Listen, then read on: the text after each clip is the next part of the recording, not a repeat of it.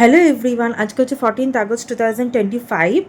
আর আজকে আমাদের এখানে হিউজ ট্রাফিক জ্যাম, মানে আমাদের এখানে বিকেল সন্ধে হলেই huge huge huge traffic jam হয়ে যায়, প্লাস ট্রাফিক নয়েজ তো আছেই। আর মানে মারপিট ঝগড়া সমস্ত কিছু লেগে যায়। তো তোমাদের এখন আমি দেখাচ্ছি ক্লিপটা, আশা করি তোমাদের ভালো লাগবে। আমি রেকর্ড করেছি। তো এটা হচ্ছে সন্ধেবেলা, মানে 7টা-8টার সময়, আর মর্নিংয়েও হয়। মানে কোনো অকেশন থাকলে ভিড়টা 10th গুণ হয়ে যায়।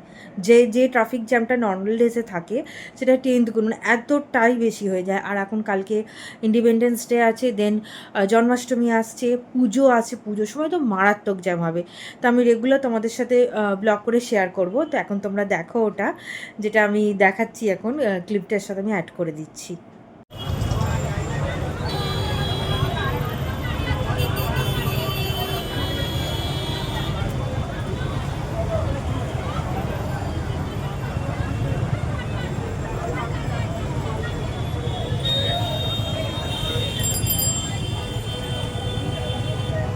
এইসব ট্রাফিক প্রবলেমের মাঝে মধ্যিখানে ঝগড়াও লেগে গেছিলো।